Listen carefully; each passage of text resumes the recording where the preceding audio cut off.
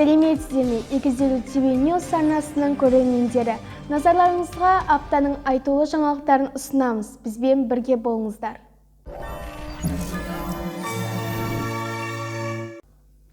Сәуір айының 1 күні мектебімізде барлық санитарлық талаптарды сақтай отырып, қалыпты жағдайда оқу процесі басталды.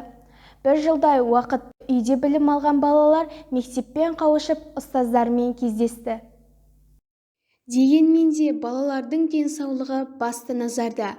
Осы орайда адам көп шоғырлануын болдырмас үшін мектепке ата-аналардың кіруіне тыйым салынған.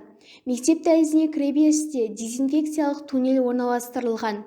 Оқушылар сол жабдық арқылы ішке өтіп, медбикелерге дене қызуын өлшетіп, қолдарын арнайы сұйықтықпен шаяды. Үзіліс уақытында оқушылардың қауіпсіздігі дәліздерде арнайы бекітілген кезекшілердің бақылауында. Оқу кестелері жасалып, сабақ уақыты 40 минут болып бекітілді.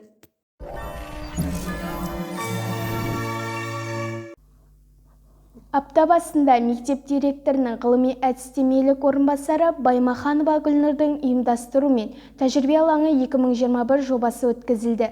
Шара 2 күнге жоспарланып, шығармашылықпен жұмыс жасайтын мұғалімдердің ұйымшылдығымен өте жоғары деңгейде өтті.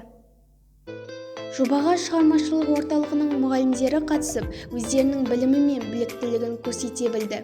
Жобада мұғалімдер өз топтарын таныстырып, идеялар аукционы, панорамалық сабақ және өнер сайыстарына жоғары дайындықпен қатысты.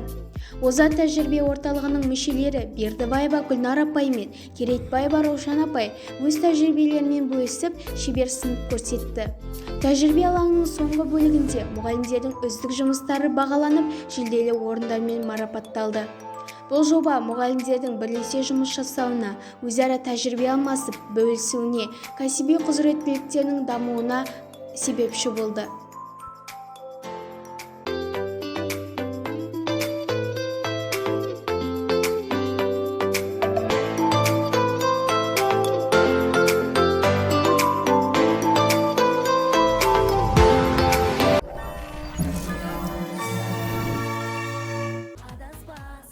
Дене тәрбиесі, салауатты өмір салты, дене шынықтыру және спорт, физикалық жетілу, өз денсаулығына жауапкершілікпен қарау құндылығын қалыптастырады.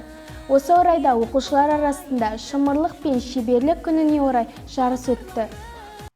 Мектептің дене шынықтыру пәні мұғалімдерінің ұйымдастыруымен қазақ халқының ұлттық мәдени құндылықтарын сақтаудың маңызды құрамдас бөлігі болып табылатын ұлттық ойын түрлері асық ату, ләңгі тебу, арқан тарту, тоғызқұмалақ жарыстары болып өтті.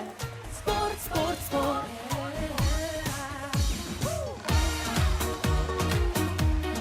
Ғасырдың батыр анасы. Осындай тақырыпта мектебіміздің 1-11 сынып аралығында батыр ана социалистік еңбек ері Сәлима Жұмабекованың 85 жылдығына орай анамыздың өмір баяны, еңбек жолы, елге еткен ерен еңбегі туралы жаппай тәлімді тәрбие сағаты ұйымдастырылды. Оқушыларға еңбектің қадірін, адал еңбек етудің жемісін жеу сынды ізгі қасиеттерді батыр ананың тағылымы арқылы дәріптеу мақсатында өткен тәрбие сағатында Сәлима Жұмабекованың немересі, мектебіміздің орыс тілі мен әдебиеті пәнінің мұғалімі Жанар Дәулетова сыныптарға кіріп, батыр әжесінің өмірінен қызықты сәттерін айтып, естеліктермен бөліссе, шөбересі орынбасарова Аниса әжесіне арнаған өз өлеңін оқып берді.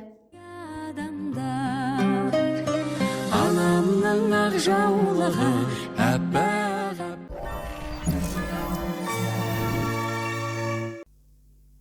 Қуан кітап, қуанатын күн бүгін, сепіп таста мұңды жүрек түндігін. Кел оқырман тойын тойла кітаптың, шаттанатын мерекелі күн бүгін.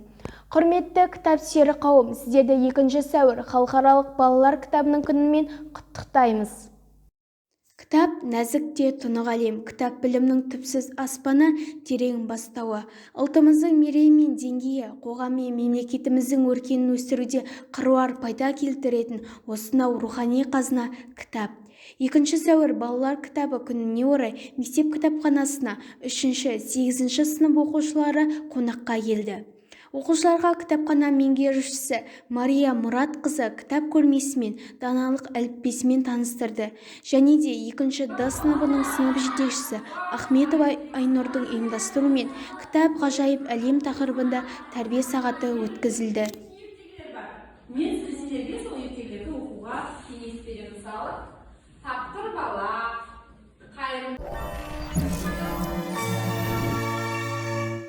Құрметті көрермен, осымен апталық жаңалықтарымызды аяқтаймыз. Назар қойып тыңдағандарыңызға үлкен алғысымызды білдіре отырып, біз сіздермен қоштасамыз. Келесі аптада кездескенше аман сау болыңыздар.